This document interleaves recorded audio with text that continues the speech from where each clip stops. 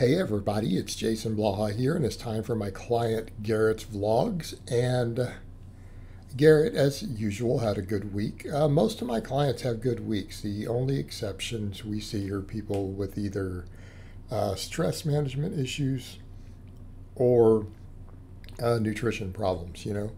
So when we see any of the vlogs, anyone who's not doing well, there's one of those two things going on. And yeah, I do routinely have a client who does have some problems, but it's related to those things.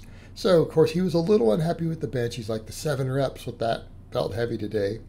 But it's like, Garrett, you know you're not built to bench. It's your hardest lift, and it's going to come up slower than the others. What's interesting, though, is that, his squat and deadlift just keep climbing, right? The lifts that really matter. So, again, what's his bench press day look like? Again, we do a peak set. We ramp to a peak set on bench. Then we do 5x10 back off work at 50% training max. He does pull-ups and he does dumbbell chest presses. Right? Does dumbbell chest presses. Although you might be able to make the argument, maybe his pec volume is a little too high at this point. It's something I have to think about with some of my lifters. People will say, well, that's 13 sets for chest. Yeah, but 13 sets is a lot. Right? 13 sets is a lot. And his front delts are getting a lot of work on the overhead press day. So there could be some carryover and recovery issues there. So it's something that we need to, think about if his bench starts to really stall. How much stuff do we need? Do we need to take the press out if he cares about the bench more? But a lot of my lifters like having the balance. They like the big 4. But it's something that we'll think about later. Squatting, I believe he had 270 on the bar. He got 10 reps. Keeping in mind that he has struggled to break a 315 squat. Now, I think most people can do the math here and realize he's going to be past 315 per reps on the next training cycle. Right, do the math, because we're doing a 320 training max now, and he's easily surpassing these percentages. Right? So what I'm going to do with him to, again, build that confidence there, we keep building his legs, and then we blast up to a point to where, when he comes in and does, 300 for 8 reps, then all of a sudden 315 is not going to be intimidating, and he's going to walk in and do 3 to 5 reps with 315 the very first time we put it on his back. And that's the idea. Ideally, I want to get him at the point where he can do 5 reps with 315 before I put it on his back. So we might look at that happening, in about 6 weeks or so, 5 weeks from now. Again, if you extrapolate out what's happening in the training vlogs. Again, his squat day is we do 5x10 back off squats after. He does goblet squats and hanging leg raises.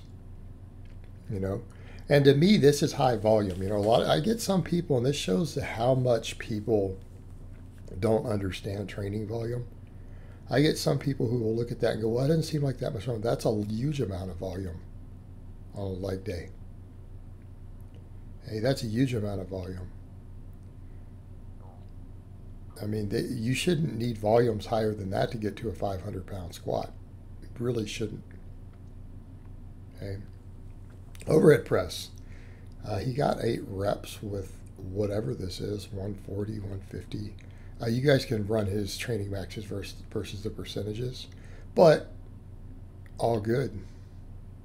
Again, I'd like better pauses, but again, he's got a good, strong lockout on them.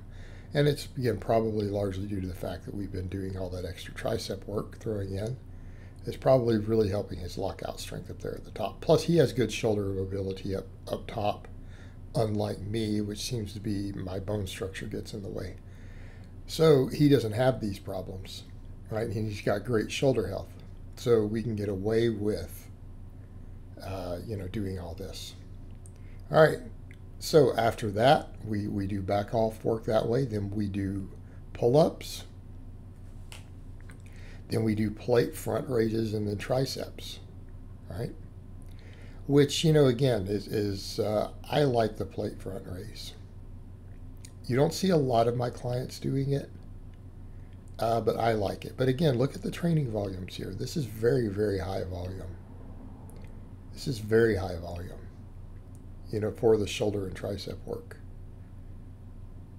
Again, when you consider there's 8 work sets of overhead press, 5 sets of full range of motion plate front raises, 5 sets of press downs. Okay, that's a lot of volume.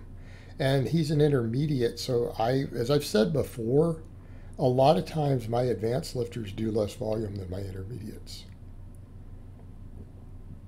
I feel like from my experience over the years, intermediate lifters benefit from more training volume than novices or advanced. That's one of the big differences I notice.